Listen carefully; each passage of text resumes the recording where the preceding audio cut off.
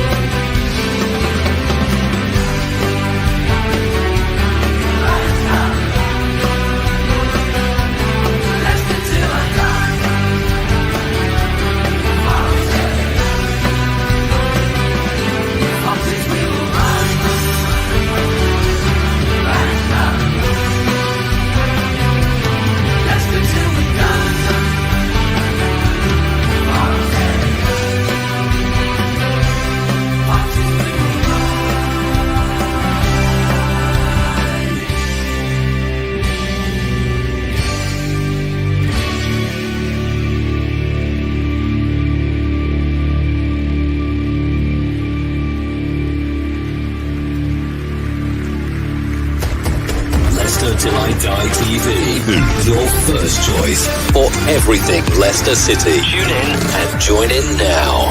And now, here's your host. Right, Chris.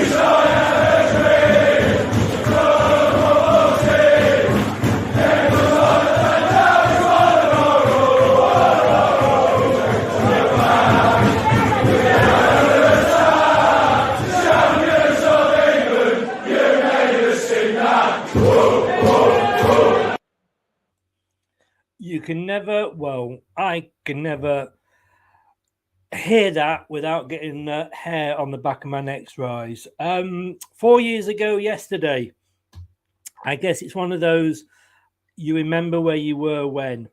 I guess there's four things outside of anything to do with my family, my kids. There's four things I remember where I was when things happened, and they're all in a way linked to royalty. The first one, I remember where I was when I heard that Elvis Presley had died, and he obviously was the king of rock and roll. I remember what I was doing when Reginald Bose and Kate, for the older ones will remember him, announced that on ITV News. I remember what I was doing or where I was when Princess Diana died. I remember what I was doing when the Queen passed away recently. I was actually on a show with one of my colleagues tonight, Brad, when it was announced. And I remember where I was when Vichai died. And royalty, well, he was the royalty of football, wasn't he, really? So to have gone to that match, but myself and my mate was going to be driving. It was a late kickoff. We saw, both of us based down here, Bournemouth.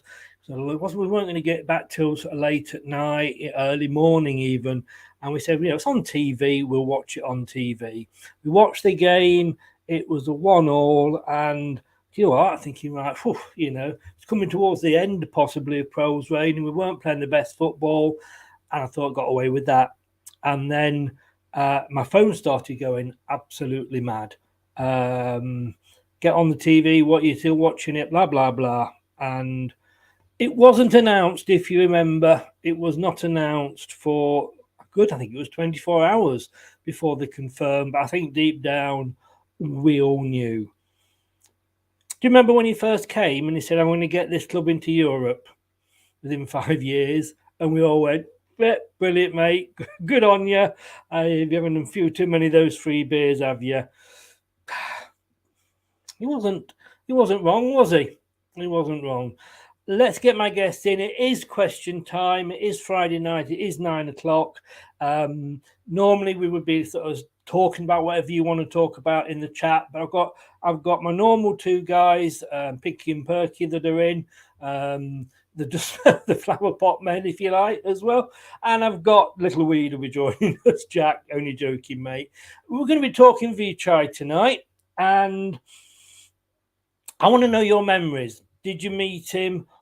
You know, what did you think when he first bought the club, etc., etc.? So it's all going to be about Vichai. So please get your comments in. And I want to sort of, before we even start, I've not even looked at what the comments are, and there's a load gone in there. But I just want to say a special thank you to a couple of guys, Doug from the Dugout Football Channel and Luke, the True Red, of Nottingham Forest fans, for the kind things that you have said and posted. There's been so many from fans of so many different clubs, but those two especially Luke, you know, a Forest fan. We have the banter, yet we have the insults, and yet, you know, he said such nice things. I respect you, Luke. Thank you so very much for that. Let me bring him in. Apparently, I can call him Susan. Good evening, Susan. How are you? Flop up, Little Weed. I'm good, Chris. How are you, mate?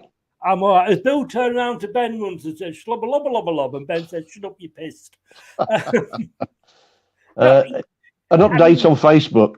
It's down all around the country. Is it? Well, so there might be a few people struggling to get in tonight. So, well, make the most of us. If you can't, well, I don't know why I'm talking to people on Facebook, because they obviously can't see me. Well, but if somehow you can get onto YouTube, Leicester Till I Die TV, and we are there in all our glory. Well, and I say glory holes probably. But I mean, Dave, what were your thoughts when they first bought us? I was a little bit disappointed, if I'm honest, because Milan had come in and saved us, hadn't he? I mean, tell me if I'm wrong on these recollections, but we had gone bankrupt. We were in liquidation. We played Millwall, I think, at home, and Steve Claridge scored for them. First goal in about a minute. And it was just after Birch had announced that we'd come out of receivership or liquidation.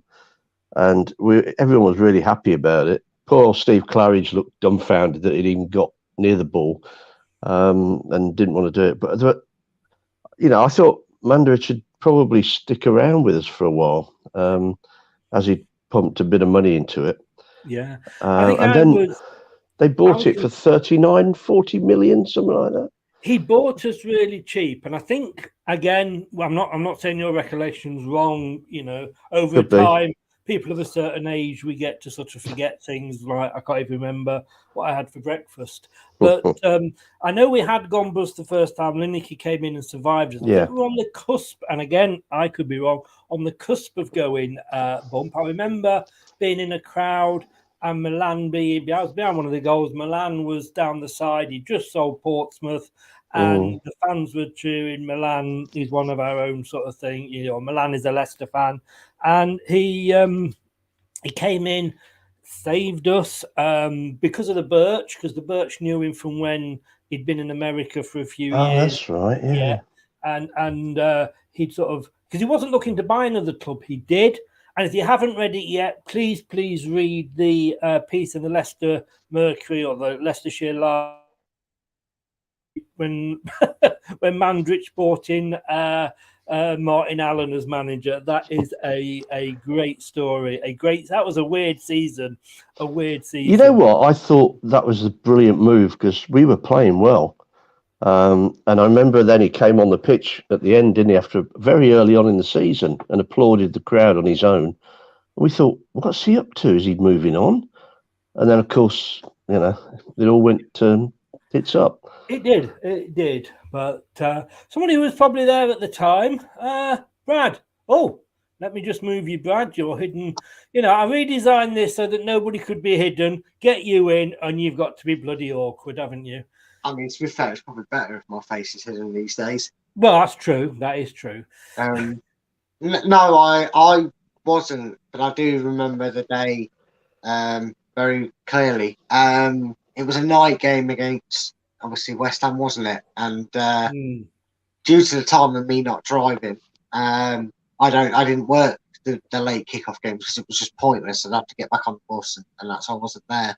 But my housemate at the time was a West Ham fan, so we watched the game live, and I remember we lost the game, so I went out and I had a cigarette. As normally do, I stop when we lose. Did we not draw? I thought we drew that game. Maybe that's the only thing I can't remember. But I remember the actions I took up until that point. We played West Ham, game finished, I went out for a smoke, and I had a bang, and I thought someone had let off a firework, like they've been doing. And I went, "What the hell was that?" My housemate went dead silent and white, and he told me, he goes, "You need to come in here, mate. Something's gone on." And that's how I found out. And obviously, BT broke the news. I didn't know how to react. It was one of them, wasn't it, where you didn't want to believe what you were hearing. Well, I was at a party, a housewarming party down in Surrey somewhere, and we were just about to leave, and it came up on my phone. I thought, nah, this is rubbish. This can't be true. It's not true. And all the way home, trying to find news of, what had actually happened, even trying to phone mates up in Leicester and Nuneaton and that, and see if they heard anything. But you're right, it was just, I don't know, it's almost like a headline, but with no detail. And you wondered if it wasn't being confirmed because of obviously family news and what have you. But special guest tonight, he's met him a couple of times on when he's been out on tour, because we'll talk so much about Vichai in this hour, but he did like to, he did meet the fans out and about in Europe and what have you. I'm guessing he was at the game. Jack, good evening, sir. Were you at the West Ham game that dreadful night? Yeah, the helicopter went down when we got to the car park outside Odeon. And then someone said it's on fire. So, and we rushed back towards the stadium, and there's not much you could have done, really, was there, Chris? It was a tragedy that you didn't think would happen to any football club. And to witness it the way I did when I got to the stadium, I just couldn't believe what was happening, to be honest. And it was sad to see it happen in front of your own eyes. And Vichai, the incredible man that he was, the best owner that will ever live in the world of football, and sadly lost his life with all the four others as well. So a tragedy that night after a 1-1 draw with West Ham, and the game wasn't really great, was it? And then DD, when he scored from distance from a massive deflection, and the scenes after, it's not something you want to see, and you want to go and hope everyone goes home safe. But obviously Vichai didn't that night, and it was a tragedy which will live long in the minds of Leicester City Football Club. They always say that a fan, and there's been lots of tragedies in football, and do not think for one moment that I am putting this above any other tragedies, the Bradford fire, the Hillsborough, etc. All these tragedies. You should never ever go to a football match in any capacity and just not come home. But as I've said here, one man's ambition, 5,000 to 1 outsiders, thousands of fans' dreams fulfilled. Football changed forever, and I think it did. He made our dreams a reality and gave football fans from every club hope that their club, they weren't one of the, so-called big boys, that they could achieve something. It'll never be forgotten. And it's forever in our hearts. I just think it's a big thank you. But let's just go through some comments before we start. Spencer is back in. So thank you very much, Spencer. Evening, guys. To see you back, Chris. Chris, and glad everything that went okay for you. See, I can't get Susan's name right. I can't even get my own name right. Sports Cat is in. Good evening. Yeah, R.I.P. Vichai. James is in. R.I.P. Vichai, what an owner he was. And that, because again, coming from an Everton fan, he certainly was. True Red, mentioned him before, Luke. Respect, total respect to you, sir. Rest in peace, Vichai. You made Leicester City's dream come true. Your legacy will live on going forward. Once a Fox, always a Fox, champion of England. You made them sing that. Certainly did. Thank you so much, sir. Thank you so much. Nate is in. I was watching that game from the States and decided to become a Leicester supporter that day. I didn't know what happened until next week. You don't. The match finishes. If you're watching it on telly, you turn it off and you think, that's it. R.I.P. Terry, the match was actually on BT Sport. Yeah, after the game in the studio at the ground, as they dissected it, there was a thud over their shoulders, smoke. So yeah, remember very well, like most do.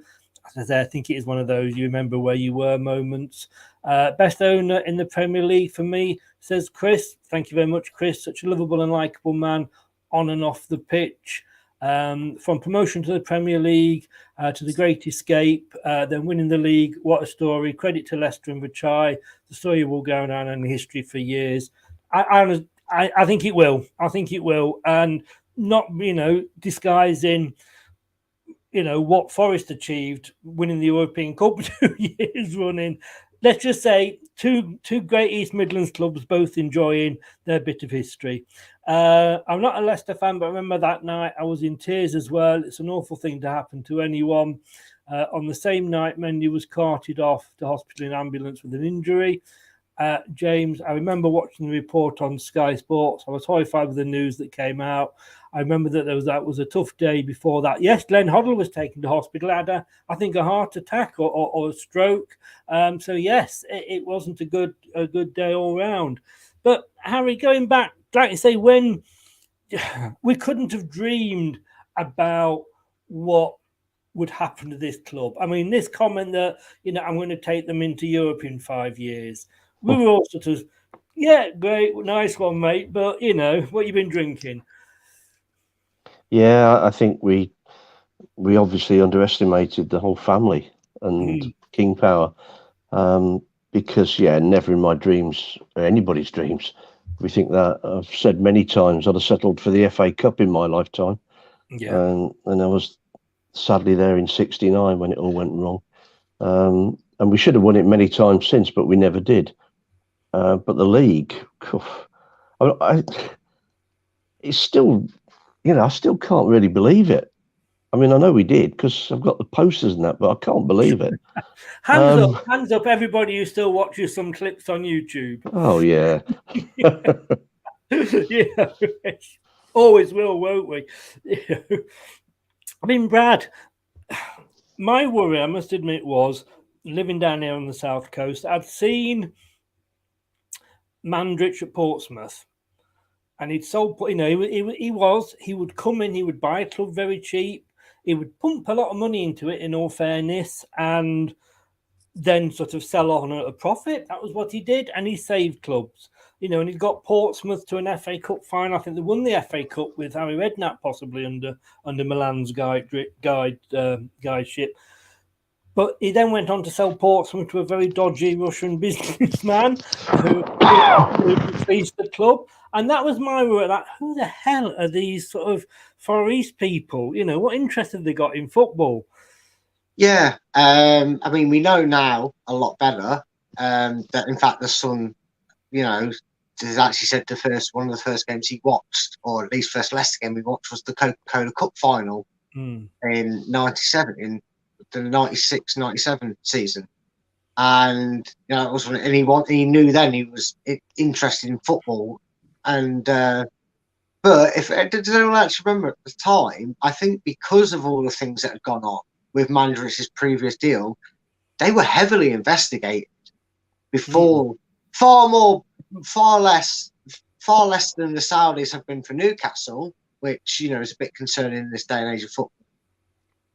The discriminatory implications that were made of the Saudis, but it's weird to think how they came into the club and the scrutiny they were under, and just what joy they've brought to us as fans and as a as a community, because it's not just footballing fans that love them in Leicester. It's the community and what they did for it as well, and what he always professed to do. I mean, that Mandrich did a fantastic job, really did. It goes a little bit underappreciated in agree, because he kept that club afloat.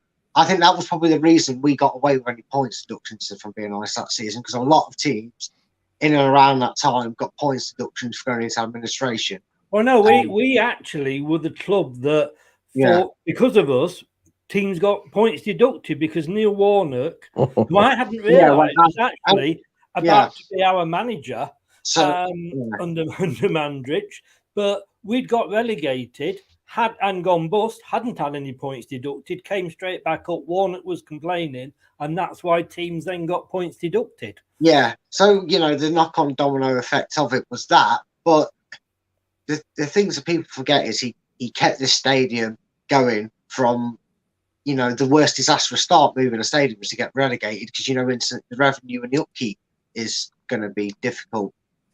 This family came in and made an instant statement, didn't they? Because they got the stadium back to the club.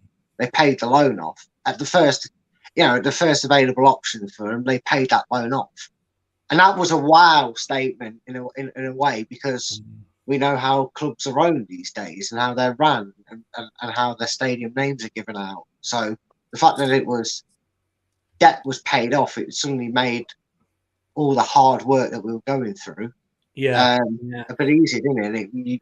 You instantly have that feeling from them that they were going to be good for this club, and they've continued to be good for this club despite.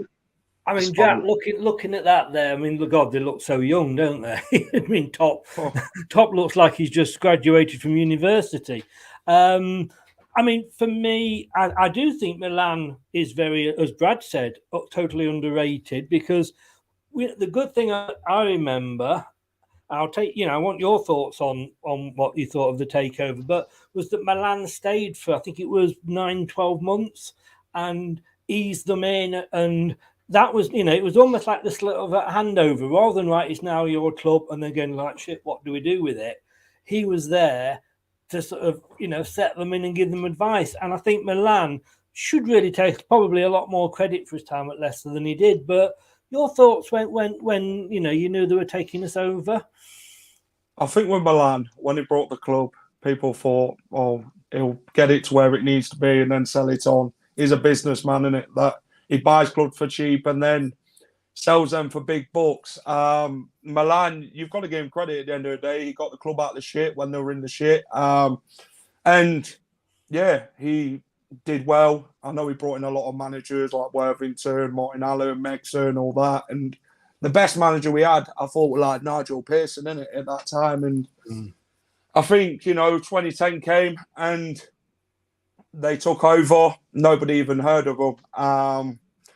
But then you thought, what are they actually going to do with the club? They was ambitious in the way they were talking. They wanted to move this club forward and really invest and get us to the highs of like the Premier League and that. And he said himself, Vichai, that he had a plan to get us to be a top 6 in the Premier League at some point. And who would have believed that at the time where Leicester was in 2010? I mean, Nigel Pearson left for Hull. We brought in Paulo Sousa. Things didn't really go well there. And then Pearson came back again and, they counted on Pearson the second time round. And look where it got us. Premier League, great escape. And then the Premier League title, Chris, people were laughing at Vichai at that point, thinking, Leicester will never be where he's saying they're going to be. And they was. He made a dream a reality, a man who touched the world of football. It showed when he tragically died that the whole world of football came together. You've seen all the flowers at the stadium and all the fans from other clubs travelling up and down the country to come and see the floral tributes and all that. So it showed what effect he had on the world of football, and he made it a family, didn't he, Chris? And he's made Leicester City a family-run club now, and the community is as close-knitted as it was before. Yeah. I mean, Dave, this to me, this picture of Vichai, it's used so often, but to me, that's better. No, to me, this picture sums him up. There's no no disrespect to him. It's probably a suit that cost almost as much as my flat. But it's not sort of it's not ties, not on crispling and it's slightly creased. And that was him. He was one of us, wasn't he? He wasn't this tower that we never see. I always thought he looked a bit embarrassed by the popularity.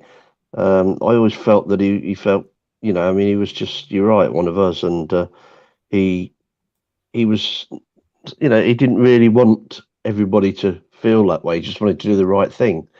And you know, he was humble, wasn't he? Always seemed that way, and I think that's why everybody loved him, because he did. I mean, he made some very difficult decisions.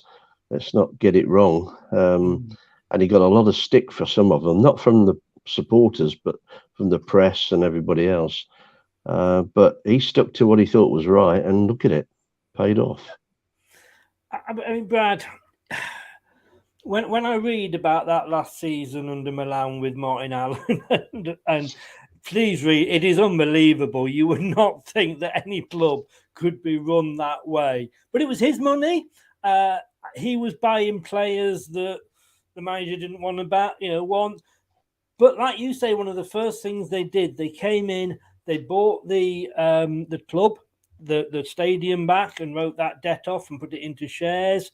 They were, like I say, they were like one of us straight away. And the thing I always remember, please tell me if I'm wrong here, that you know, sometimes you get something in your mind and you think, did that really happen, or have I just sort of convinced myself that it did? But did they not at one time consider taking the club back to being called Leicester Foss? And that they gave the vote? Yeah, no, they did. They put it to a vote. They put that was the previous. That was the previous standing chairman. No, it wasn't. It was these. These came up with the idea. They actually put it to the public vote. They actually asked the crowd, "Do you want the name change?" And yeah, they got a bad reaction, and they turned it down. All right, so Brad. Let me tell you. They dropped it. Let me tell you this then. I went to a game. It must have been in the February, because it was my mother's birthday, and the family took her into a suite, and we had dinner there. And I what was the chairman's name who was there while we were bussed? George? Martin George? No. He was only in charge for a short time. Tom Smeaton? No. But anyway, I've run out of names. That's my knowledge of Leicester. Anyway, there's three things that stick in my mind of that night. One, it hammered down a rain, but I met Gordon Banks. I went and had a pee next to Gordon Banks. And I thought, two great goalkeepers together, you know. The other one was balls. Is that what you're saying? I don't remember being there. No, Dennis Wise and his thanks, bro.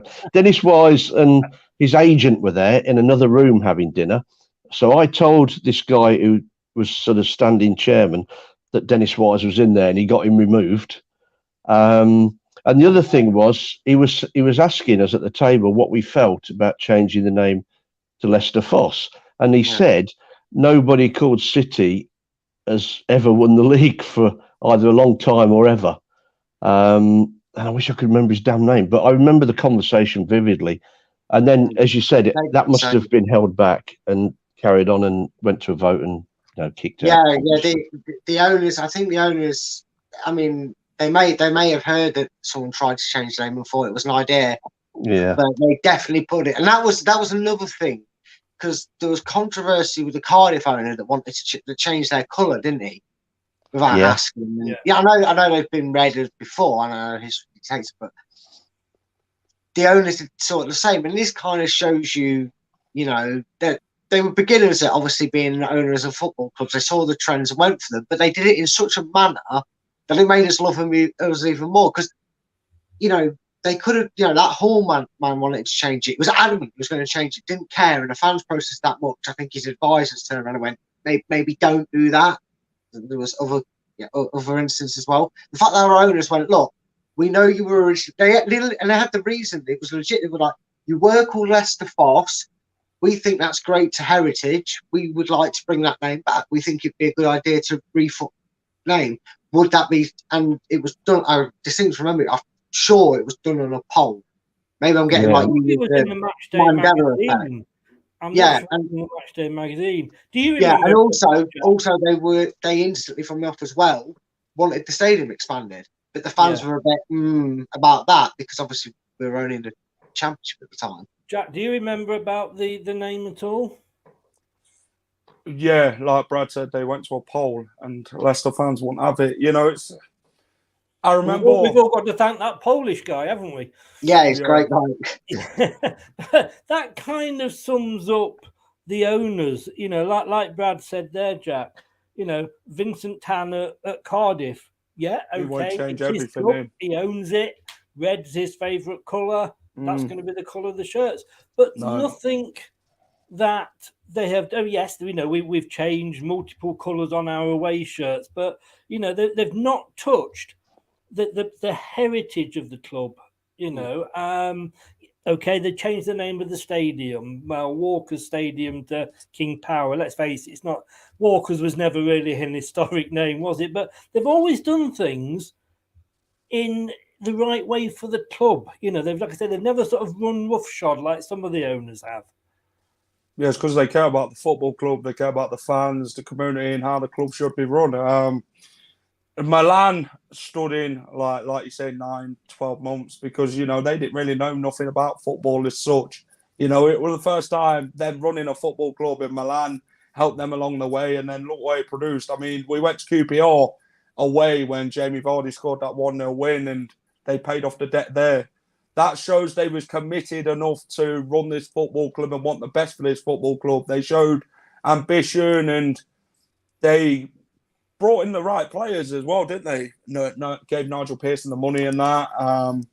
And look what it's done. They brought in Jamie Vardy for £1 million, and I bet they're thinking, will this pay off? Because he was looking on going out on loan that season because Pearson didn't really want to play him. But then Pearson said, you ain't going nowhere. We're going to give you the opportunity.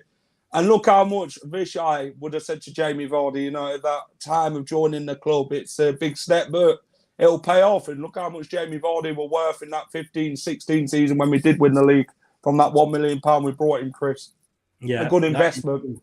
That is true. And then Harry, there you go, number 2. Hey. Chris, you've got to get a scorecard for it. Put it in the scorecard. I can just explain to Jack that I've got one, Brad. I've got a scorecard. Dave, but because of past misdemeanors, we'll just leave it at that. His Facebook is called Harry. Misunderstandings, I tell you. Misunderstandings, but online, his name is Harry, and of course it just sticks in my mind. But Dave, it's very easy for new owners to come in and try and buy loyalty, but with that, it soon stops. It doesn't carry on. And I can remember being in the crowd, and I think it must have been that first season that we got promoted, and somebody was cycling to all the away grounds for his son. Oh yeah, He was trying to raise some money, and he was, I can't remember, so many thousands short. Yeah. And he came on the pitch with Birch, and they just presented him with a cheque to make the difference up. I was sat there going, wow. And that was only the beginning, because I always say, and when he passed out, because of me running Leicester Till I Die, I was on the news and the radio a lot. And as I always said, he didn't just buy a club. He bought into the community. I think so. And I think that just the simple task of paying the debt off the ground, when we thought that there was some catch in it, we thought, what's this? What's he doing this for? Because we were in trouble. We didn't own the ground, and not only the debt, we just didn't own it. So there's nothing we could have done to move forward. And they came in and they did it quietly, really, didn't they? It was reported by others, but they didn't come out and say, I paid the debt off or this, that and the other. Not that I remember anyway. And it was, as you say, turned into shares, was it? As opposed to a loan. Yeah. Everything they've done is just incredible. I mean, we get some people moaning about Top now, and he's not really in control like his dad wasn't. Oh, come on, how could we possibly criticise anything that he does or any of them do? They've made us talk like this because we're so used to being successful now. We should be fighting relegation every season, which is what we always used to do. This is true. But as football fans, Brad, I guess, we have the sort of... And I've criticised Top, and I think in his position, you've got to accept, nobody's untouchable, and whether it's an owner, a manager, a player, they've got to accept criticism from time to time, but you can't take away what he's done. But they have never courted the publicity, have they? They have, as Dave said, got it right, as Dave said, that they've always gone about it quietly. They've never sort of wanted to sort of say, oh, look at this is what we're doing for the club, blah, blah, blah. It's always been announced locally, and then if the big papers run with it, they run with it. Yeah, and like I said, the song sums it up perfectly, that we have for him, because they're just so humble, and they were like a communal family, weren't they? A community family in that sense. They gave to the people of Leicester. I mean, they didn't do it for a stunt for, like you said, like Chris, like the main media. If it was main enough news, that they're going to find out. So, they wanted the community to know about it, and that was it. It was low key. It was for the people of Leicester as well as the football club. I remember so many things they've done, and they've just continued. So it shows you it runs throughout the family. It's not just the man of the house. This whole entire family are a part of this community of Leicester. The things they do, from sorting out breakfasts, paying for the travel of home and away fans. I've told it you a couple of times, Chris, when we've spoke about them before. When I worked there, I can't remember if it was Liverpool or Sunderland that came to us on an early kickoff, 12:30, and it was crap weather conditions, and they were delayed. I think the kickoff might have been delayed for it by about 10 minutes or whatever. Anyway, they pay for their travel. They reimburse the people for that, the away fans, and they got them a burger and a beer, or a soft drink if you're obviously under the age of 18. And you just don't think some of the acts they did, even from neutral point of view, you kind of hear them with great respect going, who does that? Mm-hmm. What owner does that? What business that owns them? You've never seen the fucking Glazers putting out a donut for a birthday, would you? And it's simple gestures that are the kind of things we appreciate, and that's what they're built on. They were so gracious around them. I had the pleasure of seeing them face to face and greeting them, not having a conversation as such, but seeing them on a regular basis working for the club. And does anyone remember when they first came here as well? They raffled off all expense paid holidays to Thailand. Yeah, yes. So who does that? And that's just what they did. And the only reason I remember that is because I won't say where my sister's ticket was. I was 2 seats away from getting a holiday to Thailand. I'm not going to hold it against them, but I remember that's like ingrained. Story of your life, Brad. Story of your life. Mate, yeah, it is. It really is. But some of the, it wasn't just normal gestures like get us out of debt today. It was them gestures that just made them go above and beyond. It's true that, Jack, though, isn't it? I mean, the first one I think was when Top said he'd get us all a beer if we got promoted. Yeah. And we all went and we got our hands stamped and got the free beer and went round to a different one. Getting the free beer. Yeah. I have. And that was the Everton game. Before that, they were trying to get in the game like that. Yes, that was a mini marathon to me, running around the ground and licking it off. But it was, and bacon butties for early kickoffs. I think, as I say, as Brad said, even for away fans, they do it. These things that you just don't hear other owners of other clubs. I can't imagine Joel Glazier passing away at Man United and there being this outpouring of grief. Now, Vichai gave out the goodness of his heart. He made the club a family-run club. He gave and carried on giving it some small gestures that matter, Chris, and to him it mattered. And, he was very vocal at times with it all, even a pint and a free beer, a donut, a cake. He'd let his birthday get celebrated with you, get what I mean? And he'd look after you on away days. And when you meet the guy in person, he was just inspirational. He were like God. Do you get what I'm saying? You actually met God for the first time, and he was fantastic, Chris. I met him the game when Wes Morgan scored in the 1-1 draw at Old Trafford before we got announced as winning the league. And what a bloke. And I met him West Ham away and all that. And you just greet him, you shake his hand, he asks you how you are. And, you know, you talk to him about Leicester and football, and that's the guy he was. He was a passionate guy, and he was one of us at the end of the day. And we can't thank him enough for what he did for this amazing football club. It was been well run. We can't say nothing bad about him because there's nothing bad to say. You know, the guy gave, and he was loved by everybody in football, and what an owner, and he'll never be forgotten by the fans and the world of football, Chris. It is. Terry, you've made a great point, and I'm going to come on to that and ask all the guys that question in a second. But Dave, I mean, looking at that there, I mean, you know, when the Queen passed, when Diana passed, there was flower, but we were seeing Nottingham Forest scarves tagged around the railings, Derby County flags hung over the railings, and it was the other clubs. They just clubs that you want. That I mean, I was never a huge fan of West Ham, but what they showed us afterwards, I mean, it just brought the footballing community together like I've never seen before in my lifetime. I think it was a shock as well. That was the thing that sort of hit people, a disbelief, shock, and the ongoing, as you say, I think it was 24 hours before the truth was sort of known, although everybody, I mean, there were even people saying, was he on the helicopter? There was a doubt about that, but I think once people knew that there was a problem, and for the others involved, I mean, you know, there was 4 people involved in that crash, weren't there?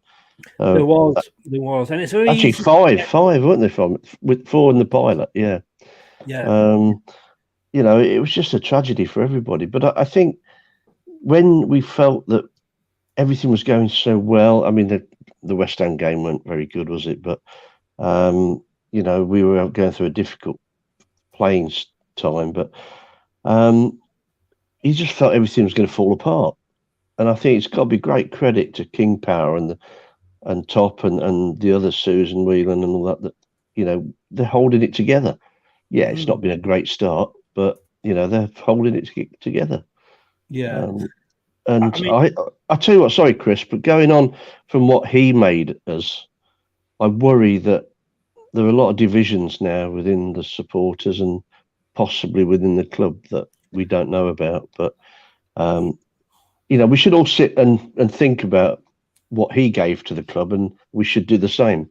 I think there will always be divisions, and I'm sorry if Top is still here in 10 years' time and we're in the 4th tier of football, there will probably be shouts for him to leave, etc. That's football, you know, and you cannot live on past glories. But you know, I think you're always going to get, like I say, 2 halves to every story.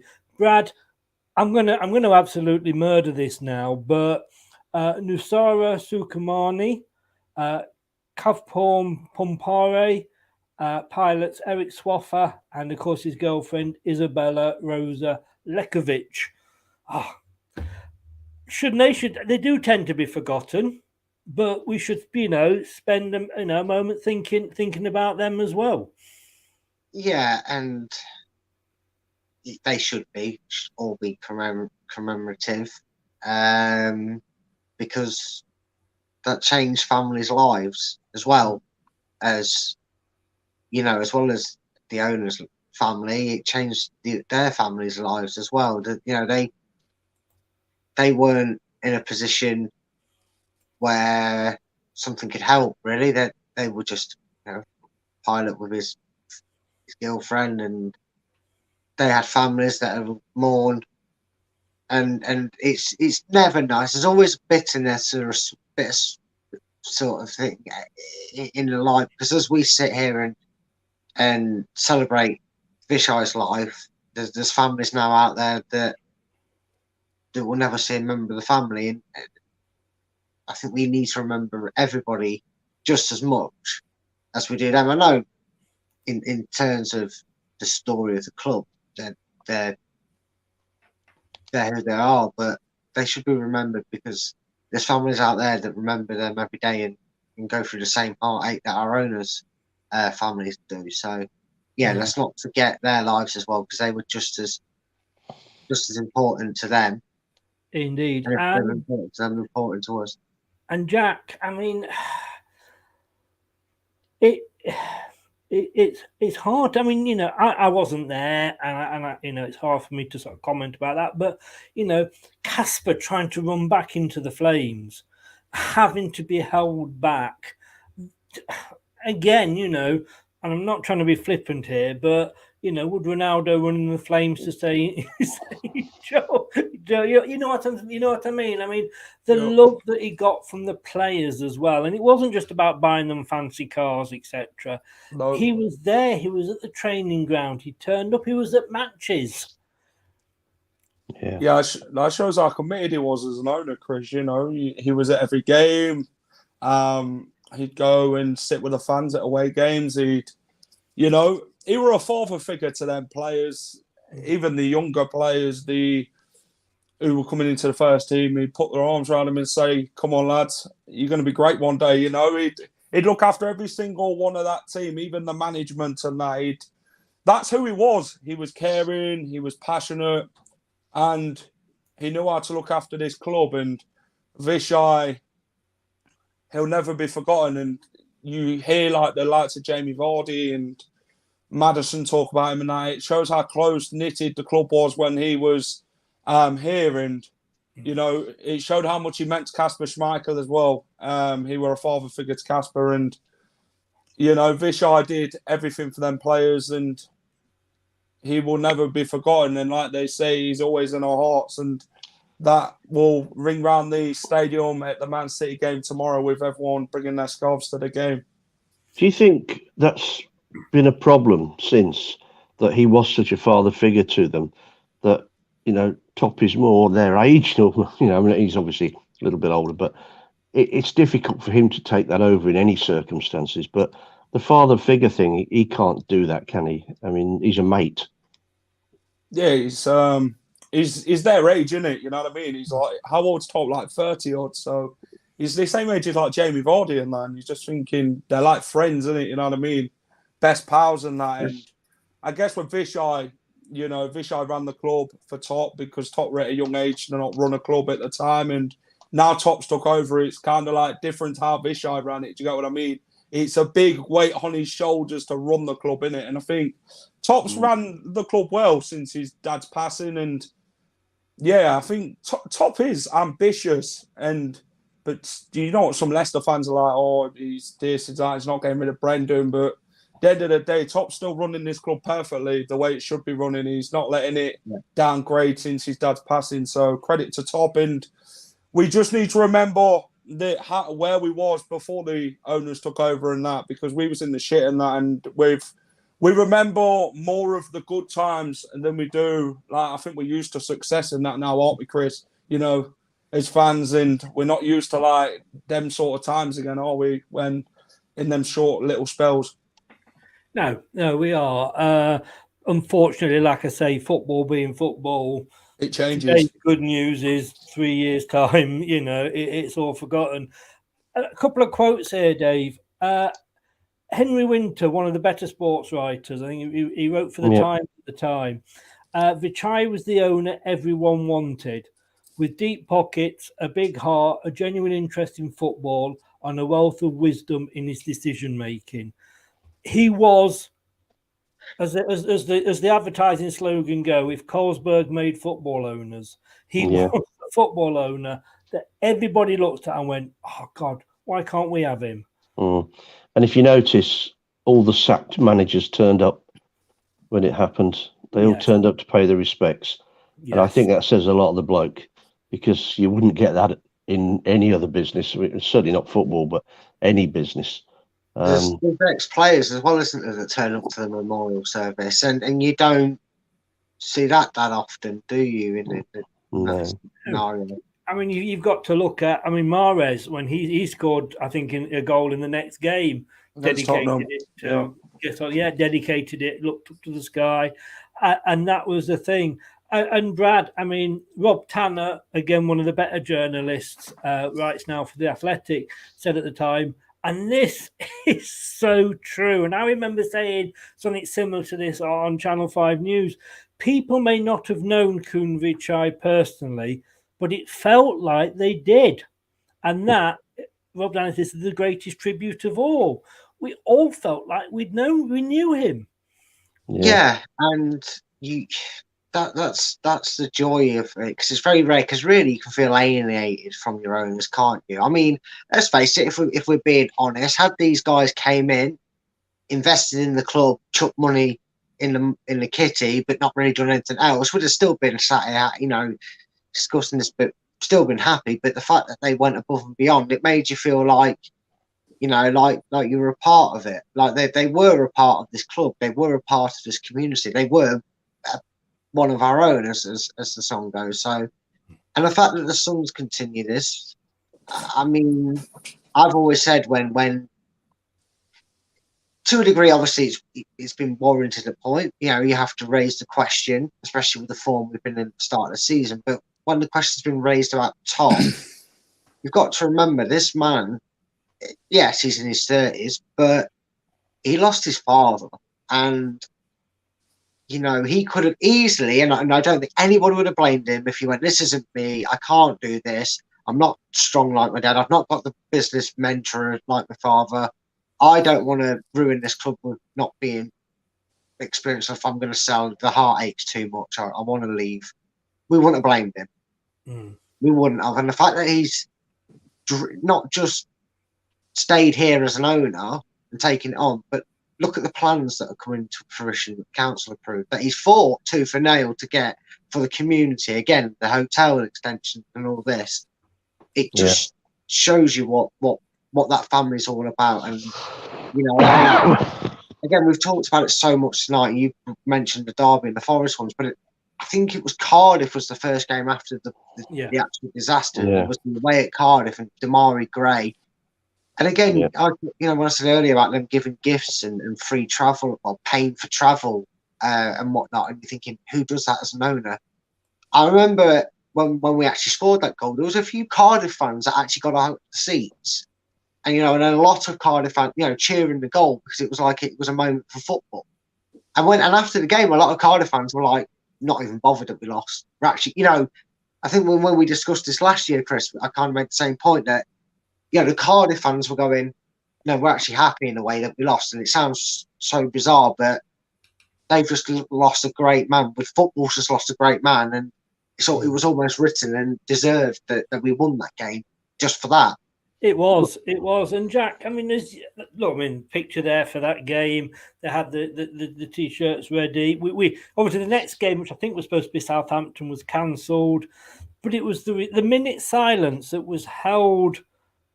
And I know I keep saying this about the Glazers, and I'm not picking on the Glazers. It's just it happens to be, easy target. Like. But yes, I guess or Cronkays. Let's take it Arsenal.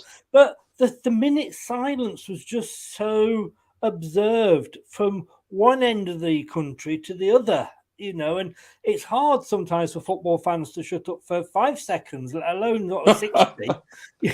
But it was, and the scenes before that Cardiff game, and afterwards when we went over to the end, to the crowd, the fans went over, and even then when they when he scored that goal, that he had to be given a yellow card for taking his top off.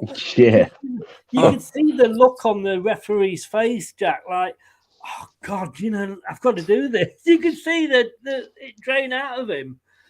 Wasn't Neil Warnock in charge of Cardiff then? He was, Because I remember him saying, he was asked the questions, it's very difficult to focus on the game when this has happened. And it's almost like they didn't want to play. No, it was the first game after. But Jack, back to you, Jack. I mean, sorry, Harry, Jack. Do you... Hey, 3. Hey! Sorry. But Jack, coming back to you with my original question, I mean, you could see the look on the referee's face, couldn't you? Yeah, I think it showed what Vichai meant to football. Everyone wanted him as owner because of what he did for Leicester City Football Club. You know, he made the impossible possible. He made smaller teams believe that if Leicester City can do it, so can we. And he gave teams hope. And he was a great man, which every person looked up to. Even if you didn't support Leicester, you thought, you know what, Leicester City got right on the real. I wish we had that. And I think, like you said, a minute's silence, people remembered what such a great man and inspirational man he was to the world of football. It showed with the floral tributes and the boss and all that. All fans came together for that day, Chris, and, you know, it showed that he was loved, not by just Leicester, but football in general. And even Vincent Tan gave Leicester City fans free stuff on that day, like food and all that. And, you know, and when Damari Gray scored, what a goal, like, to score. And after that time, because they didn't think the Cardiff game would go ahead, did they? And the players were like, well, we want to play in memory of Vichai, whether we win, lose or draw. And they won the game. And Cardiff did like applaud that. And we sang Vichai had a dream to build a football team. And that's where it came from. And it shows what it meant to a lot of people, the communities and that. He looked after the hospitals and everything like that. You wouldn't even know the bloke and he'd give you something in return. I met him a lot of times. Yeah. And when you've been, I mean, have you met him? You know, I always see visions of him, you know, pictures of when we were in Europe. And he was walking, it was like a tourist walking around going, oh, look at this. He'd have drinks for you as well. Coming up and shaking his hands. And he had time for people, didn't he? Nothing was too much trouble. No, he had time for everybody. The guy was just incredible. And, you know, he looked after the supporters. He looked after the club. He looked after the community. He looked after everybody. Even if you didn't know him, he'd still look after you because that's the kind, gentle soul that he was, Chris. He had a heart of gold and he's somebody that football's never going to forget. Isn't it weird that we're probably the only club whose chairman is thought of like that? In other clubs that have been brilliant, Clough, Paisley, Shankly, Ferguson, people like that, it's the manager. But I bet half the people don't remember the managers that we had under his reign. I know supporters will, but, you know, other people. Yeah. But it's the chairman. And that makes that alone makes it so special. This is true, Susan. I mean, you know, look at. I'll give half a point for that one. You know, but it's true. Like, you know, I love you. I've got the attention span of a goldfish, so I love these short clips on YouTube. And you know, when you're looking, and you know, all banter aside, what Nottingham Forest achieved under Brian Clough was amazing. But it was under Brian Clough. Yeah. I don't remember the name of the chairman. And don't get me wrong, nobody's ever going to remember, you know, Vichai's surname. I think you have to get that into trouble. It's a long one, isn't it? Vichai Sri Bahana Papa. Oh, well. It's a long one. Sriva Dahana Prabha. Something like that. Thank God we can call him Vichai. But, you know, I don't remember who was chairman of Forest at the time, but I remember Brian Clough. Yeah. One of the best English managers to never manage England. Exactly. Yeah. Do you remember the Birchinall story about the chairman? He got him a cleaner when he had his first heart problem. And apparently Birch just kept the cleaner and didn't tell anybody. And he'd said to him, Birch, have you still got that cleaner coming round? Yeah. Oh, well, you know, that sort of thing. I mean, that's just a minor thing, isn't it? But brilliant. Yeah. Absolutely brilliant. Now, Terry made this point earlier, and I'll come to you first with this, Brad. I'll say what I think first, and then give everybody a chance to say this. Because I remember this when Mahrez was at the club. A little bit of Islamani, but not as much. But Terry says here, yes, we are a family, but I have heard quite a few not wanting the expansion plans, including the hotel, will be marketed and attract plastics. Now, personally, I don't like the word plastic. That's the way to put it. Yeah, to me, a plastic fan is something I've got on my desk here that I turn on and off if I get hot. You're a fan or you're not a fan. That's it. am I a plastic fan because I don't have a season ticket and yet I do all this? It's if we want to be big, we expand. And what winning the Premier League did for us was expand us in the world's eye. So we are going to get, especially when we sign players, like it's the same a little bit with Dhaka at the moment. I've got somebody in the group that is always posting things about Zambian football and it was with Mahrez. Once Mahrez left, half my bloody members of the group went down because they all went to Man City. But whether they're plastics or not, if they are showing support for the club and then buying things, whether it's a £5.99 fluffy toy or a season ticket for a few £100, I don't care because it's raising the name of Leicester, Brad. Yeah, it is. Yeah. That's what they've all been about. That's what they've always been about. And the problem is, you're always going to get, no matter how big or how small a percentage, you're always going to get. And I state this every time, and I'll stand by. I'll die on this hill, as people would say. There's a small percentage of every single fan base in the world. I don't even care if it's a Sunday league team and 2 fans turn up. Who's got in the background? Yeah, somebody is. I can hear everything. I bet it's another half. Well, I've got headphones in, so I should be all right. But I did go very you lot went distorted about 10 minutes ago. I can't hear myself. Sorry, no, I can hear myself. Well, hang on, I'll tell you what. The easiest way to check this out. Can you still hear yourself now? No. It is you, Harry. Cheers, boys. Susan, Dave, all 3 of you. Right, no one will be getting reverb. Another 1.5. 4.5. You're up to 5.5 at the moment, Chris. So. Am I? Well, I don't know what to do because I say I'm on my phone, so it's a bit of a problem. Facebook's still down. I think it's righted itself now. Yeah. What were you saying? Go ahead again. Right, take 3.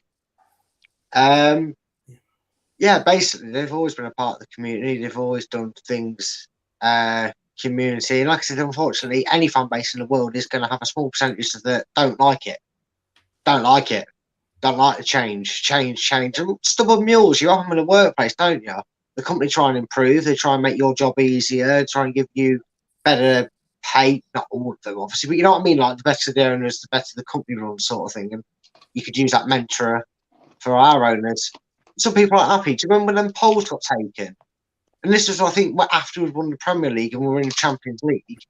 96.7% of our fan base is happy, which was number 1 by a long shot.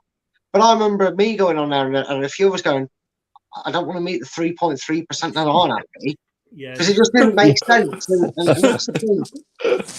But the thing I love about it is, the people that don't like it, let me tell you what that means for the hotel. That means that we've got supporters all over the globe. Like Chris said, our fan base blew up a bit. For Leicester, it certainly blew up a lot when we won the league for obvious reasons. And we were exposed more in terms of TV out there. So for our fans in the States, Finland, the Philippines, doesn't matter where they are in the world, we've got loads of channels like similar to yours, Chris. You know them. We've had them on as guests that are from around the globe, and they've come on here, and that gives them a place to stay in a weird way. I know they could go and get a hotel in a city, but I mean is if they've got something right next to the ground, it makes them easier, especially if they're helping the foundations of it. They can stay in the hotel right next to the stadium. It's better for them. It's going to help with international fans coming over. It is. And Terry says here, Jack, plastic. I think plastic is a general context, whichever sentence it's used in, but means everyone buying travel packages for the Leicester game, thrown in as part of the holiday package.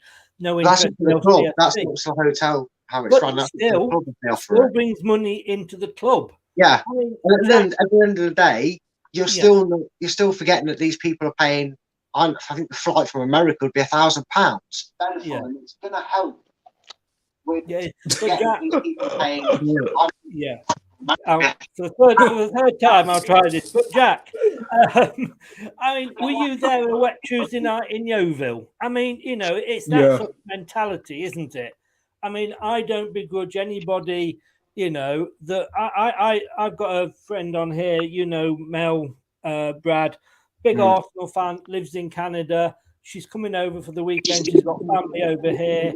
It's the first time she'll be going to an Arsenal game. Does that make her anything less than of a fan? No, because she's got the new shirt every season. She's putting money into the club. I don't care, like I say, how much they spend, because at the end of the day, the only way we're going to get bigger is by having a bigger fan base. That's why Newcastle, Man United, Liverpool are so big. Yeah, Leicester are now a worldwide sort of business, worldwide club, you know. King Power's a world brand now. It just shows that fans have took an interest in Leicester City, and, you know, I don't really care if they come to games or they don't, you know what I mean? It's football, you know, they put money into the club at the end of the day. It's money that you need towards new players and stuff like that, and to progress the club onwards. And, you know, it don't make them as a fan as Leicester, me and you know, the diehard supporters who go to Yeovil on a Tuesday night and whatever, you know. A fan's a fan at the end of the day, whether you've been to one game or 5 games or whatever, Chris, at the end of the day. People are going to spend their good-earned money.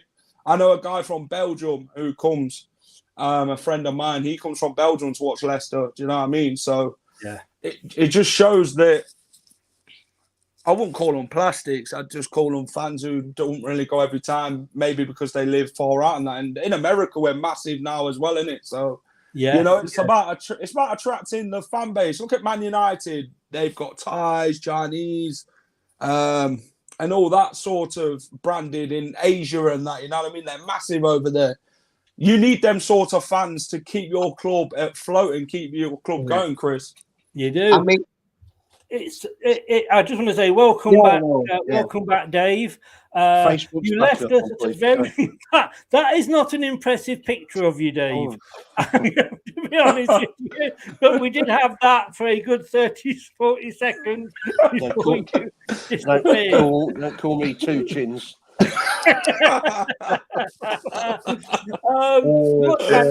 Your chance. I mean, again, and I'm not having. And Terry, please, don't. I'm not having to go at you. But everybody that uses the word plastic, and I know you weren't. You were just creating the discussion, but it just bugs me because, like I say, a fan. I want this club to grow, but some people, and I suppose every club has those fans that think like, oh no, let's just stay as this little club with me and my mates, and yeah. Can I say it used to be armchair fans, wasn't it? That was the phrase. That was it did. Yeah. But can I say that I've waited 6, 7, 8 years to get a season ticket again. We gave up our season ticket because they kept changing the times to evenings, and my daughter was a nurse, so she books time off, but she can't just change it. So we were missing loads of games, and we were crap as well. Driving back down to Surrey for 2.5 hours in the pissing wet on a Tuesday night wasn't my idea of fun. But the reason to expand the stadium is so people like me, who, you know, I've been a supporter as long as you guys have all my life, can get back in and see the club again. Yes. As soon as we started getting good, I had no chance of a ticket. Absolutely no chance. Of course, that's I claim total responsibility for us winning the Champions League, winning the Premier League, because I had the season ticket for the Great Escape season. Like you, I got fed up with traveling, you know, an 8-hour return journey to see us losing week in, week out. Yeah. So I mean, my son was going off to university, so he couldn't really do it. And I said, I'm not going to be spending that money again. Hey, what happened? But I mean, the thing is there. I mean, like Nate said, he's from Tucson, Arizona. I'm going to be waking up at 4 a.m. to watch the game. Luke said, I live in Burnley and I support Forest. I didn't realize you lived in Burnley. You have more respect now and more sympathy. Luke. I know you were there, but it's like me. I mean, I was born and brought up in Leicester, and probably from an era where if you didn't, you probably didn't ever support Leicester. But people now move with the jobs. I mean, I'm from Leicester. I've been to Blackpool, Blackburn, Burnley, Bolton, Bury, and now Bournemouth. I've got a thing for bees. Can I just say that? But my son's now growing up down here as a huge Leicester fan, and he's never, well, he's obviously been to Leicester, he's been to Gun, but he's never actually lived in Leicester. But that's the way that the world is going now. Yeah, and I've never been a big fan of these plastic fans, armchair supporters, turn of phrases. I don't like them, just purely because I also don't like it when people moan at fans leaving early. Nobody knows when someone's leaving early. I moan. Yeah, but well, you just moan anyway. Yeah, I'm gonna get involved in it. You just have to moan. Me nuts. It drives me nuts. Yeah, but the thing is, nobody knows everybody's reasoning for it. Some people might have to get home. Some people may have half time. I've got this, Brad. I've got this right. Because I always used to leave for any match I went to, whether it was a Champions League or whatever. I would actually get up out of my seat, go downstairs, and probably watch the last 3 or 4 minutes on the TV. It was in the what do they call it? The foyer. Foyer, yeah. Concourse. Got it. But you know what I mean. And then once the final whistle went, that was it. Me and my son, boom, out there like rats out of a sewer. Because that could save an hour's journey. Yeah, true. Getting out of Leicester in all the traffic. Against Palace, I just stayed there with my head in my hands. I couldn't move. Yeah, it was such a terrible game. I thought we got a hell of a drive back, and I drove back down to Bognor Regis that night. And I really couldn't be bothered. I mean, it was an afternoon game, which helped, or a lunchtime game. But, when you're driving back at 1 or 2 in the morning, and we did the train to Brighton, and I met a guy who lives in Chichester, which, Chris, you'll know where that is. And he got back about 1:45 after the Man United game. And you can imagine how depressing that journey was. But even so, I can't do it. The only time I've left early was when we lost 3-0 at home to Coventry. And there's 2 Coventry fans sitting in the double-decker in front of me, slagging off Keith Weller. And as I walked out, I kneed him in the back. Sorry, but and we wonder why he's turned off everything. You can see it. Come on, Coventry at home 3-0. Come on, give me a bit of leeway on that.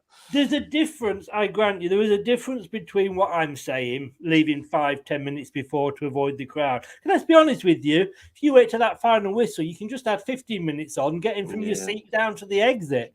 But there's a difference to me between that, Jack, and leaving, midway through the second half because we're losing. That's the difference for me.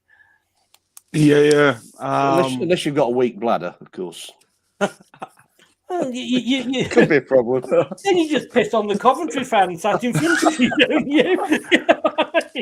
I think my mother was there as well, so that might not have worked. Oh, right. Well, do you know what? They didn't have Pringle boxes back in the day, but they're that shape for a reason. Go on, Jack. Yeah, you've got to back your side, haven't you, Chris, at the end of the day? If you haven't really got the excuse to leaving and losing, then, you're pissed off, aren't you, at the end of the day, sitting in your seat watching that. I remember the Chelsea game last season. We were absolutely terrible, yeah. And I stayed till the end. The stadium were about empty at that point. But you got to, even if we're 2-0 down, you still got time to get back into the game. And we've seen it with Leicester. They've been 2-0 down, and people have left and have got back into it. So I don't know. You like you say, it matters the score. I don't think the score matters. Really. I don't think people just go, don't they? Yeah. You see them flitting in and out during the game, and I'm thinking, yeah, you get to the toilet without a queue, or you get a burger or whatever.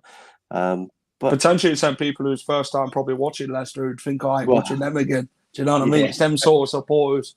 That's why they call them plastics. Do you know what I mean? Because they're not there through the good times and the bad.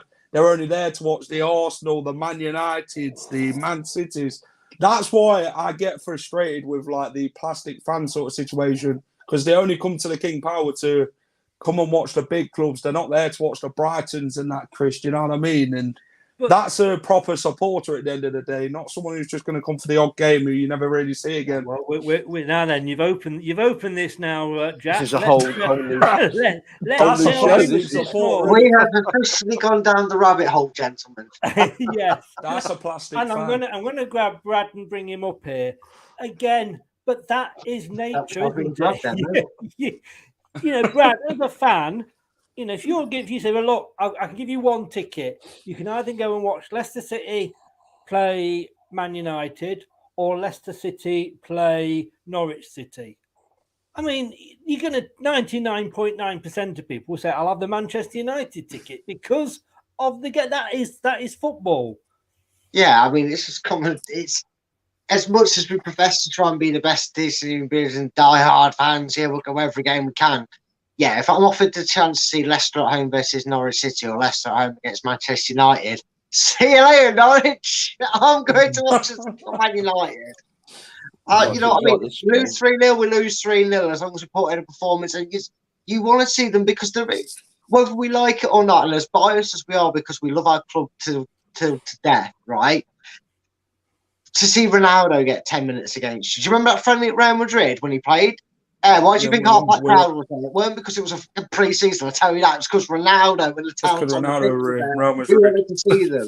Couldn't get to the game. It was the only chance we're going to get. That's why we do these. And whether you like these players or not, it doesn't matter. You want to see them play. Or if your name's Dennis Wise, you want to see him get smashed in the face. And that's why you go to that game, maybe.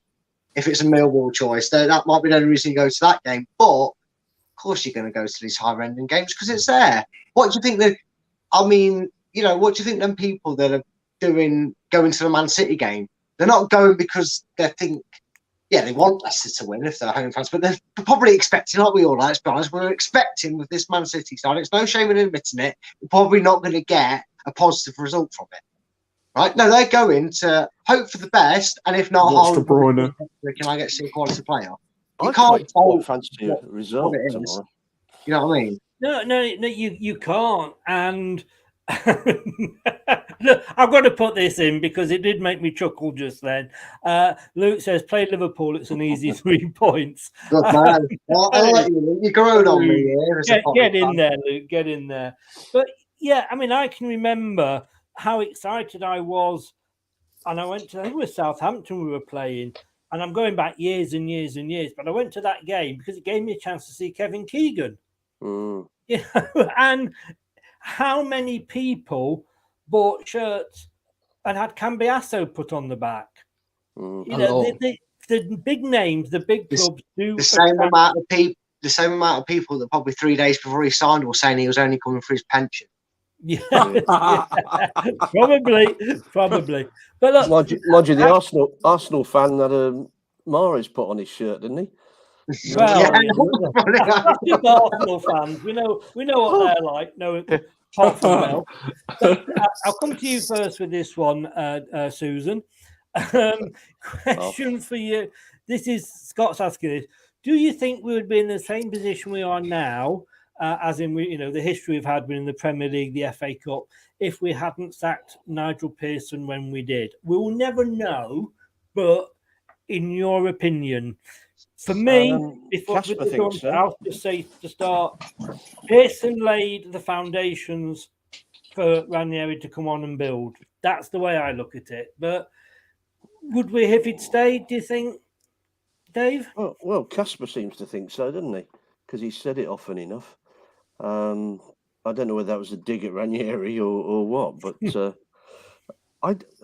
impossible to say. I think we might have done because we started playing some bloody good football towards the end of that escape season. I mean, we were pretty impressive. We were playing the way we played when we won the league, with Vardy getting the long ball through. I think, did it all start at West Brom? I can't remember. Certainly we were 2-1 down, something, 1-3-2. That's when Vardy started to get nasty again, because he, don't say this out loud, but he got a little bit soft, and he wasn't scaring the defenders, I didn't think. But then he started to get into them again, and it just went up from there. So yeah, maybe. Jack, do you think if Peterson had stayed, I mean, let's be honest, as much as we won the league, and obviously we did, it's in the history books, but we know that some of the big clubs imploded. We know Tottenham kicked themselves in the bollocks. We know Manchester City sacking, the manager and announcing it, with a couple of months to go didn't help. Liverpool were having struggles. Van Gaal was still at United. So Pearson may have done. Do you think if Pearson had stayed there, we would have won it? It's a tough one to answer because it were a Nigel Pearson side that won the Premier League. It will still get said to this day from Leicester City fans that Nigel Pearson's team won the Prem, just adding N'Golo Kante.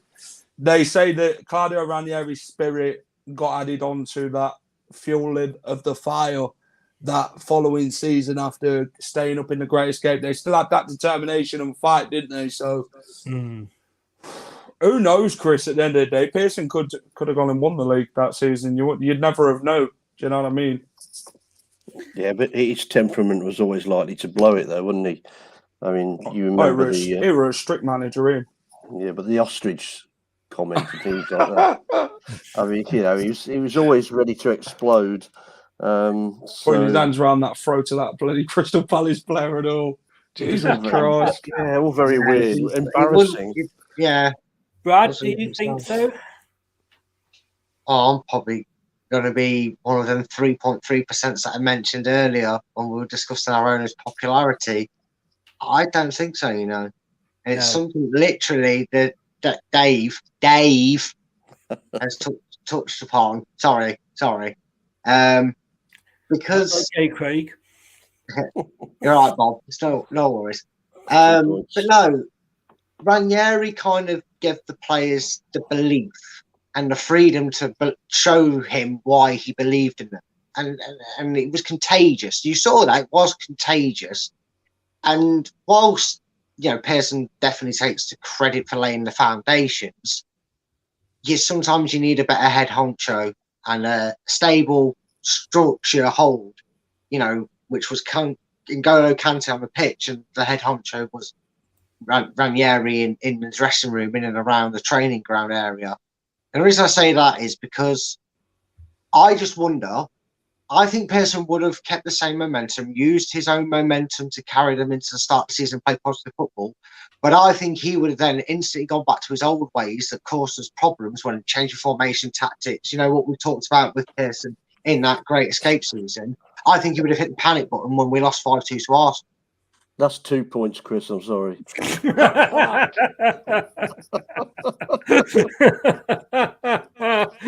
Oh, you noticed that way too. You know what, mate? If you don't laugh at yourself, no one will. But no, seriously, if you think about it, when we drew 1-1 with Burnley in that 96th minute, they got the late equaliser. He seemed to panic, and all of a sudden we were playing four new players after the great start, and then we lost to Newcastle, and he changed it again. And it wasn't until he kind of went, right, I've got to do this. This is it. I'm going to listen to my players. Robert Who said he listened to us. I think it was Robert Who suggested something. And I just wonder, had we lost 5-2 to Arsenal, would he gone, oh, well, that was fun, but now we've got to be serious. Back to the focus. Now we're in a relegation dogfight. And I don't know if he'd have actually kept the mentor. And that's the only thing I think would have stopped him doing. Yes, yeah. No, it is true. What's it like having a stubborn manager? Will we ever know again? It's not like we've returned to one, is it, Chris? Exactly. Luke says there, makes a good point about disabled supporters needing to leave early. Just going back to that, Jack, were you at Crystal Palace away when we didn't leave early? In fact, everybody stayed and they had to try and turn the lights off to get rid of us? Yeah. What a day that was. You're on about the Premier League season winning time. Indeed, we're going to win the league. They sang all the time, innit? Yes. What events after the game, you know what I mean? We beat Palace and with the Mahrez goal, and the scenes after it. We actually believed, and the question I ask you lot is, when did you actually believe we was actually going to win the league? Because I said to my brother at the Man City game, we could actually go and win this game today. And, I said 3-2, but they ended up 3-1. So when did you actually believe we was actually going to win the title, Chris? For me, and it's probably this is down to my age. Yeah, still not. Be careful, guys. No, I think when when Hazard got the equaliser for Chelsea, and I'm not being flippant there, but if there was ever a club that would shoot itself in the foot, it was Leicester. I was sat next all that season. Sat back to back with a Tottenham fan. Oh God! Literally in my sales area, we were in a team of 4, and he'd got his back to me, and he would say exactly the same thing. That's when he knew that they would lose it, because all season we've been going, I'm not going to do this. We're Leicester, and he sat there going like, nah, you will do it because we're Tottenham. So for me, that was when. Dave, when was it for you? Same. I think it was the day after my birthday, and I was just home alone, just sitting on the settee watching the Chelsea Spurs game, and Spurs 2. I was like, oh God, this is what happens, isn't it? And then the equaliser came, and I think as that whistle went, I realised we'd possibly won it, but I wasn't even sure then, because like you as an old supporter, we have a way of blowing things when the cup's in the trophy cabinet. We do. Those days have gone, I think, now, and that started the new era, and made us all, even the older boys, believe that this is something special. It still is. It still is special. Yeah. But I think you've noticed it is definitely an age thing. That when we thought, Brad, as a younger person, when did you believe? And if you say when we beat Sunderland on the first day, I know you're lying. No, not quite that early. Although early on in the season, there was a game that I think defined our season, which was the Villa 3-2 game, 2-0 down, 3-2 up, showed our resilience. But I didn't think it then. Don't worry, that wasn't then. That was for me at the time, looking back, a game that was pivotal to it. But for me, I remember I went to the local pub, just up the road with my dad, my old man at the time. I think it was the early kickoff against Man City or a Sunday game. I can't remember which day it was on, but there's still a fair chunk of games to go in the season. And my dad was like, do you think you're going to win it? I think you're going to win it. I was like, no, it's Leicester. You know what we're like. And it's sort of got the same attitude as you guys. Yeah. And when that game just played out in front of me, I remember we were 2-0 up in like the first 15, 20 minutes of the game. It felt like in a flash we were 2-0 up against Man City. And when that whistle went with the full-time score of 3-1, that was the first time I actually remember I let slip the words, this is it, we're going to win the league.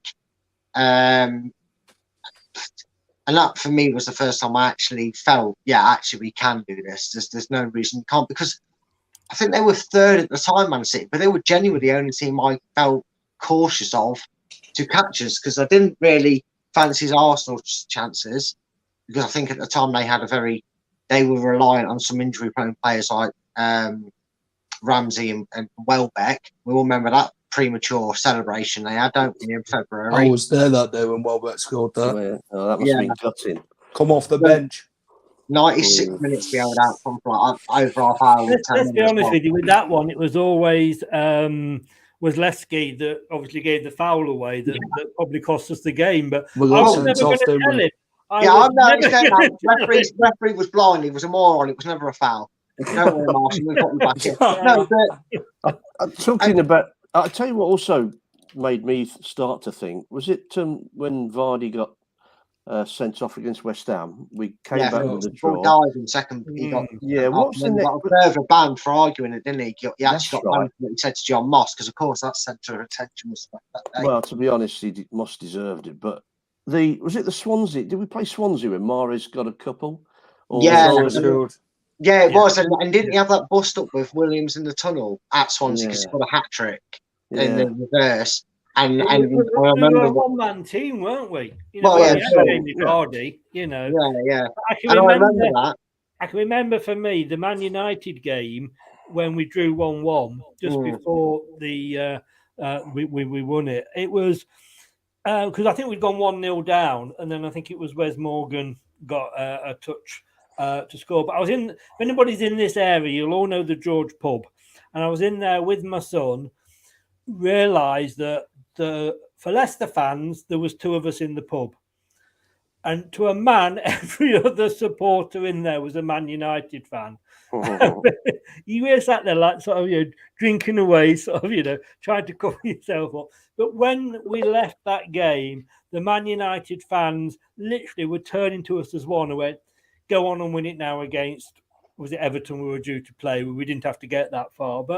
And that was like, wow. You know what I mean? And it was them saying it. But where were you when we won it though? Let's have a talk about that. We'll start with Brad. When we actually won it, where were you? I was round my mate's house having to watch it on my phone because I was helping him with his fishing business at the time that he was doing. I was helping him do some work there, so I was nervously watching it. I wouldn't have been able to go to a pub anyway. I couldn't have stood watching it with that many people. It wouldn't have worked for me. So I was actually quite glad to be in an area of that. But I got so carried away with my nerves and excitement watching the Chelsea Tottenham game as it actually happened. That they actually sent me out. They partly asked me to leave and walk fast and just pace outside the street because I think it was like 6 minutes added on as well. So I was like, oh, for fuck's sake, I couldn't take it. I went, go out, pace it down. So yeah, that's where I was. That is the worst of watching it at home. Is that I didn't bother me at a stadium, but if I'm at home, I'm going to have to start borrowing the neighbour's dog. Dave, where were you? Well, as I said, I was sitting home alone. Oh yes, yeah, and just numb, really. Yeah, Jack, crying. Happy tears, though. Happy tears. Yeah, very happy tears. Yeah. Jack, what about you? Where were you? I was at home with family. Spurs went 2-0 up. I said to my dad, I said, today ain't the day, Dad. I said, we're winning it today. He turned around and said, Jack, these two halves of football, he said, it's not just 45 minutes. He said, Chelsea could come back. Me and my brother never believed him. He said, I said, that's it. I said, it's going to be another week of having to win another game. And Spurs were sitting there singing Leicester City, we're coming for you. You heard it in the second half. And still waiting, aren't we? And then Cahill scored. And me and my brother looked at each other, was like, yeah, we could definitely do this. And then it all started scuffling, didn't it? When Cahill scored, Tottenham started fighting with Chelsea and two-footing them and all that. And then it all kicked off on the touchline and all that. And then Hazard bended it in that corner. And oh my days, I went absolutely mad.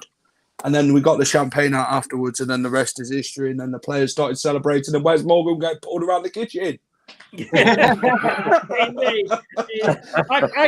mean, that season was the weirdest season. That was a season when obviously we became global. Yeah. I'm walking around Bournemouth with a top on with just the Leicester badge because it was coat and it was, whatever. And I'd go into my bank and the woman behind the counter went, "Oh, Leicester City, Mahrez, Kante, Vardy." I went, "Oh yeah, it was your team." I hate football. She knew all of that. And on that night, excuse me, we had been getting, as bloggers and what have you, we'd been getting calls from all over the world. We were doing interviews for Australian radio and Chinese TV. And I remember sort of contacting Lee Jobber once and going like, "Lee, anywhere you can fit in an interview," and I can't remember the country, but we'll say Thailand for whatever it is. "Can you do an interview with this Thailand, radio station on Wednesday night at 9?" He went, "Well, yeah, I can do that, but can you then do an American one for me on the Thursday?" It was that bad, and I'd never been on TalkSport as much in my life. On Sports Bar, because we were doing well, they always wanted to talk, and I went on that night, pissed out of my brain. I don't even remember what I said to Jason Cundy and can't remember the other guy that was on there. I was totally drunk, and I went into work the next day with my Leicester shirt on, and he's supposed to wear a suit, shirt and tie, with my Leicester shirt on, and I was still hungover. And I got away with it. The owner, our CEO, chief executive, who was based in Bournemouth, was Italian. So I just said Ranieri, and he goes, "Yeah, all right then." But what days? I mean, I put this up earlier, and a few people have said about FFP, we haven't got the money, etc. But this is obviously a different pot. But we need this because it's going to. Is it not, Harry? There we go. Got another one. Hey. Let me just. This is it. You see, I need to have these back up. There we go. Do we not? We need that expansion, but the thing is to help with FFP. But even when we've had that expansion, we're still only half the size of Old Trafford. We are, yeah, but it's going to help big time. I mean, we keep going on about the players and not being able to sign players. Well, it's clearly obvious we've got the money. We just can't do it, else we'll get fined or we'll get deducted or banned from Europe or something. So he couldn't sign any players. This is what. And we've had these arguments in the past about the manager. He should have known that. He's not stupid. He was just making a point when things were going wrong. But the fact is, building these facilities is going to make us one of the top 6 without any doubt. I mean, it looks magnificent, doesn't it? And, I don't know what the Holiday Inn Express think about it, mind, but sticking a hotel on there, it's pretty impressive. But Jack, I mean, when it's not often when things get leaked that they actually turn out to be correct. It's happening more and more with sort of shirts. When I first saw that before it was announced, I actually thought it just reminded me of a foot spa. Hopefully, you get boots for 1999. But when you look at it now, when you look at some of the buildings that King Power have got around the world, they are innovative in architectural design. There isn't like just a normal building anywhere, and it is going to be one of the iconic stadiums, isn't it? Yeah, it will be. Top, he wants to put the club first and expanding around the areas and stuff like that. It'll bring good money in for the club. They're on about having another shop outside, and do you know what I mean? That'll help financially, hotel and markets and all that. And, it'd be good for that sort of thing for the club to bring revenue in and, to have that 8,000 capacity thing added onto the stadium to make it 40,000. Do you know what I mean? That's incredible. And it shows Tot wants to achieve what his dad started. And I guess only time will tell in how much more he'll add on, Chris, because we're going to be fighting FFP, aren't we? We're one of them clubs in for it. I believe if we made Europe, then we'd get done for financial fair play. So, Brendan, which is why we're in the situation we're in with no play, buying players. But Brendan himself, though, should have known this. He talks about his big, massive rebuild, whatever it was. I think it was just to cover his own back because we were crap at after that Forest game. In he needed the excuse to get the fans off his back, and now we ain't got the excuse. Now it's the kind of like, where do you look? And results are just starting to pick up again, but that's against poor sides in the Premier League. But like you say, you've got to beat who's in front at the end of the day. Man City will be a big test tomorrow, and it'll show our resolve of how good we are defensively. Will we keep a clean sheet or will we not? Indeed. Sorry, Chris, Jack, do you remember the procession, the title-winning team? And I think it was Top was on stage and said, "We're going to have to build you." Oh no, it was Vichai said it. We're going to have to build you a bigger stadium now. This has been in the plan for 8 years. It has. This is what he wanted, and these plans of what they're doing now is what he built for the future. And Top's just putting them in place now. So all this stadium expansion, all that, he promised it all, and Top's just putting it into work now. And this is his dad's dream, and he hopes to invest and improve the club and make it better. And hopefully he'll be back in Europe sometime soon. And it won't just stop at 10,000. No. Because it'll go on from there. I think they're building it in a way that they can add on, aren't they? So yeah. Brad, talking as Jack just said then about carrying on what his dad created. That picture to me. It's a very easy phrase. A picture paints 1,000 words, but to me, that is one picture that definitely does. Yeah, it does, because there's definitely a lot more to that picture than meets the eye. It's not the hugging of the trophy. It's the dream his dad had to bring success to the club, and he was in a stand. He didn't want to come down. We all saw it. We all saw it, whether we were there, whether we were watching at home, through tears of joy or whatever state we were in. If you kept watching that, and I don't know about you guys, but I could not take my eyes off the TV that day out for the celebrations. I couldn't not take my eyes off, and watching him be so humble and not want to come down and join in, and the whole team gathered around him to celebrate it. It's sentimental in a way because it's his reward. It was given to him as by the players. Like, we did this for you in this club. We did this not just not just for the football club. We did this for you because of all you've done for this club. It's the small victories you get that you have to really savor. Prayers up to the sky when the final whistle went from him. Yeah. The big start. The big thing up in because obviously the Wembley wasn't fully open then. Yeah. But for me, I don't know. Obviously, I'm guessing we all watched it. But Harry, oh God, for some sake. I'm sorry, mate. You are just going to have to be called Harry. You've reached 10 points. 10 points. I don't care. I don't give a Each point. You are Coon Harry. That is what you are. You're going to give you your special name for the show. At the end, I couldn't. I was watching it with my son on the telly. I was actually turned away because I was crying.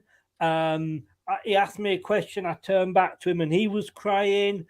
And I turned and then he was jumping up and down. And I think it was Rio Ferdinand or Emil Heskey. One of them was saying, you would never, again, we've said it so many times, but how many chairmen would you see on the pitch jumping up and down with the players? Staggering, absolutely staggering. And how many chairmen would the players invite down onto the pitch to do that? Yeah, that was a staggering thing. I watched it with my 1-month-old granddaughter. We went up to see her, I think, for the first time, and I told her this: you're going to see Leicester win the FA Cup. It's taken me 60 odd years to do that. You're in your first month, and you're going to see it happen. So. I'm not sure I didn't believe it. But if she'd answered you back, wouldn't you? Yeah, she said, "Oh, well, thanks, Grandad." Yeah. But Jack is there. The Memorial Garden. He will always be remembered. There was the walk for him, but there's we've got the foundation now that's been named after him, and his work continues. That was what he put in. That's what needed to be put in place to show how much people respected him and how much respect and they had of Vichai. And it helps the community, Chris. That's something he created to help the community and bring it close together as ever before. And his work is just carrying on. He might not be here to do it, but he's looking down on it all and thinking, I'm doing a good job here while I'm up here. And he's smiling. He's giving that famous thumbs up, and he's applauding what's happening. And the FA Cup game, I was there that day, and 8,000 of us got a ticket, and it was loud. I said, when Yuri Tillemans had the ball, I was thinking, fucking shoot, just fucking hit it. Don't care, just hit it, and it went in. And jubilation at the end. I cried my eyes out at full time and watched them hold the trophy. It was fantastic. The scenes, the togetherness of the players. Then Vardy and Schmeichel went to get top down, and it shows how tight-knitted the club is together. They're a family, and that will carry on. And that day and will ever be remembered for the VAR that Chilwell got rolled out for. Well, we should, of course, spare a thought for Ben Chilwell. Oh, yeah. I'm all right. He said that game was bigger than the Champions League, Chris, before, so shame on him. But, I'm sure, not quite like this, but I'm sure tomorrow you're going, aren't you, Jack, to the match? Yeah, I'll be at the game tomorrow, Are you taking your white scarf?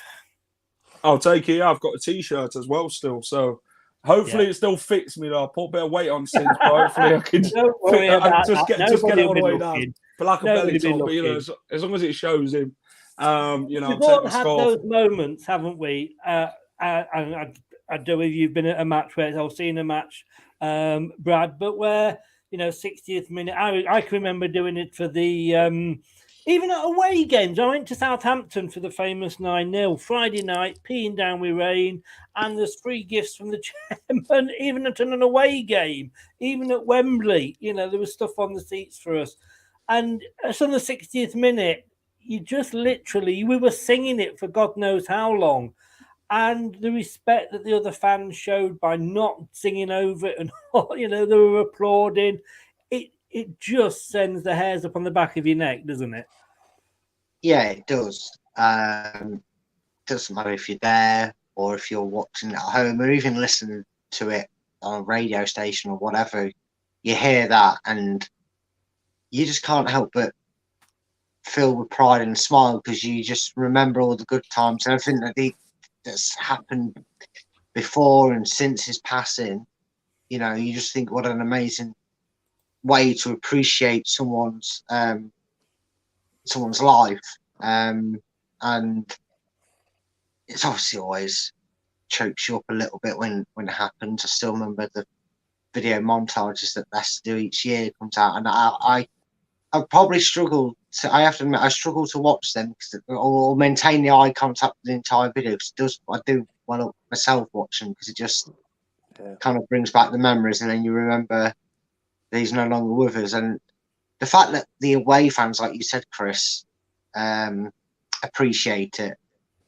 You don't even get that for other tragic events in football, do you? Which is sad because you think you should come together on any tragic event on that, regardless of rivalries. But actually, because whether they're 6-0 down at Southampton fans and they just didn't lost the will to live at that point or not, but they respected the moment. They joined in the moment. The Cardiff fans, a small minority of them, cheering the goal when Gray scored because they weren't bothered about the result at all.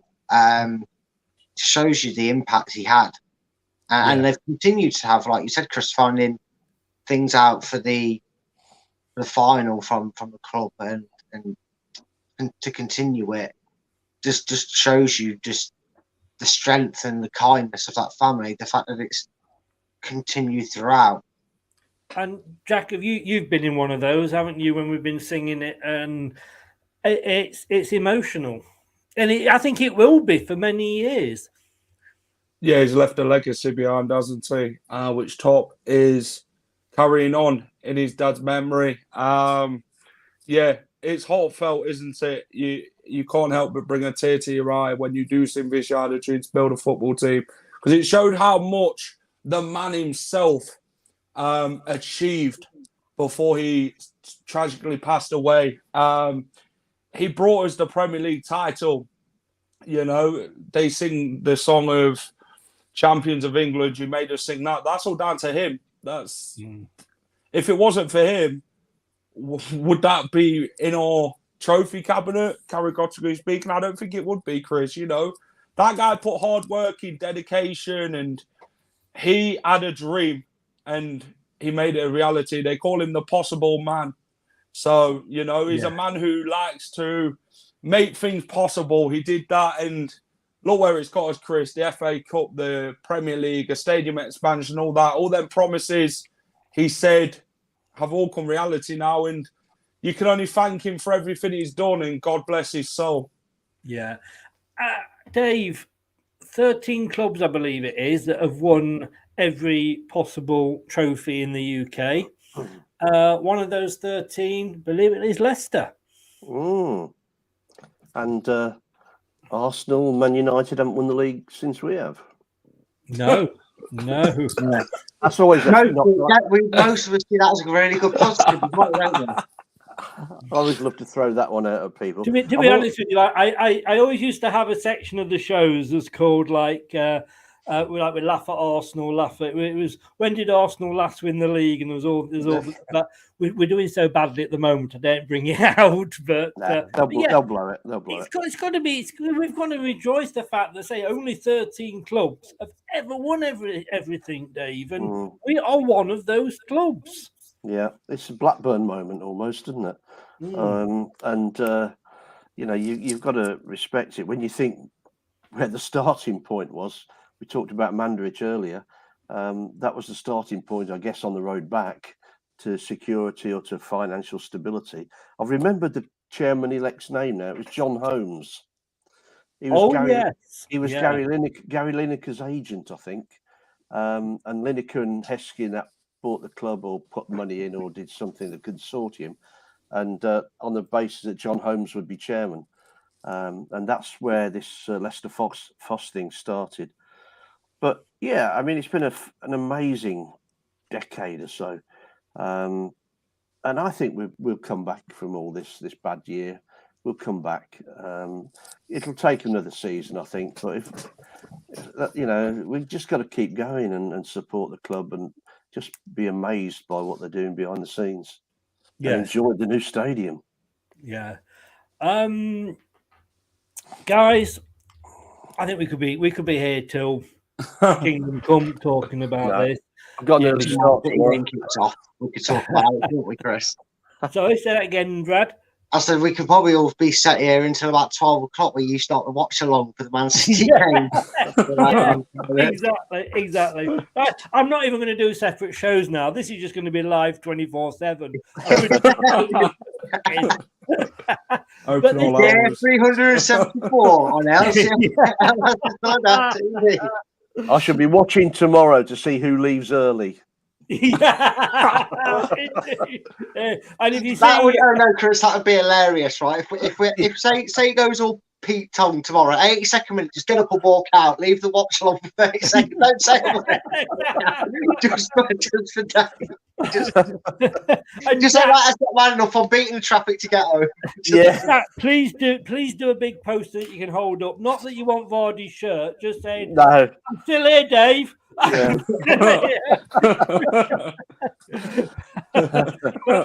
Look, can I just tomorrow, Jack? Yeah, can I just tell you?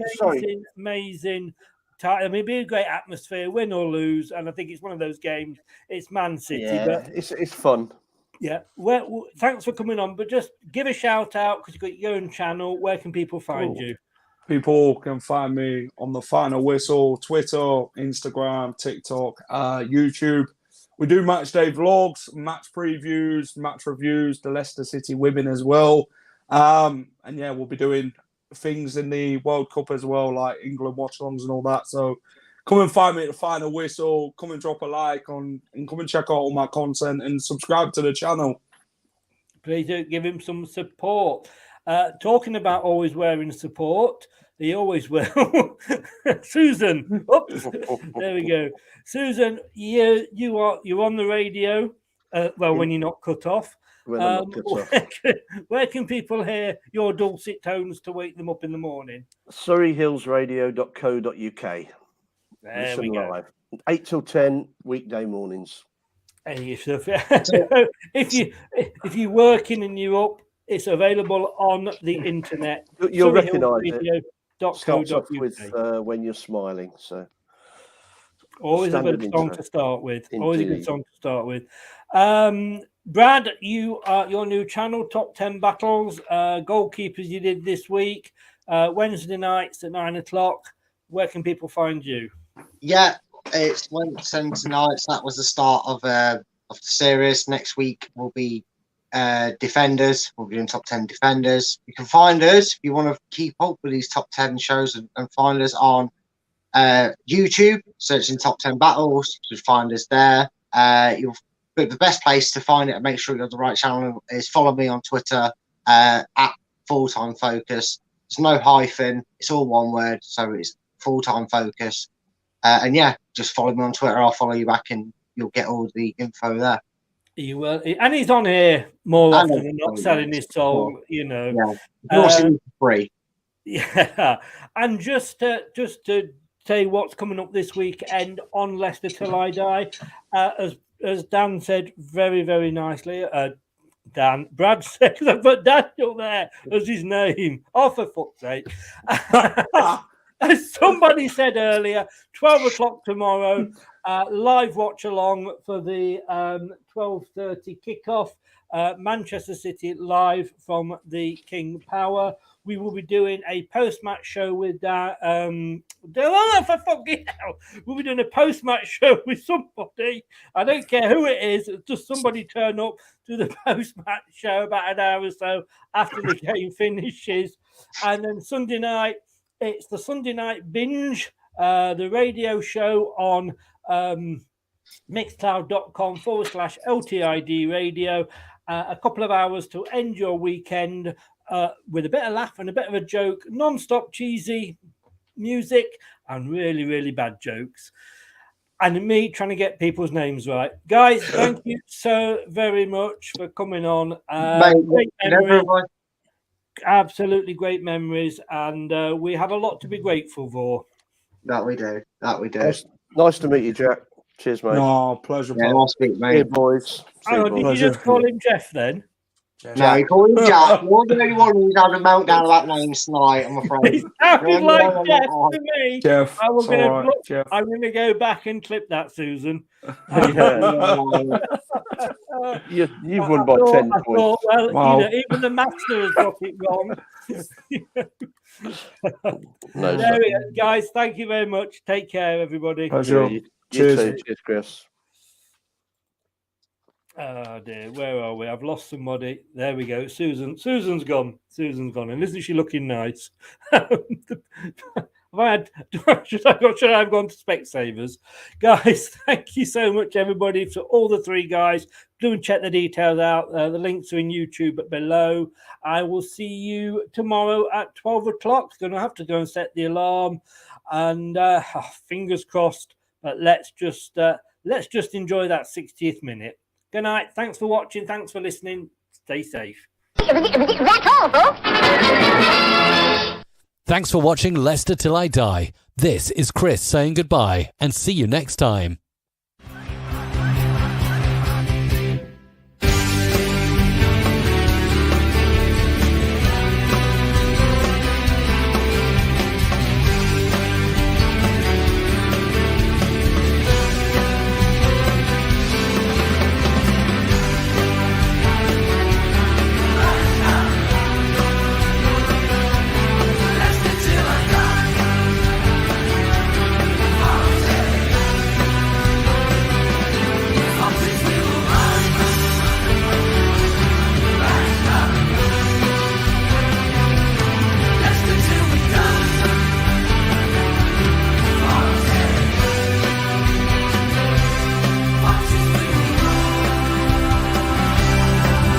Thanks for watching.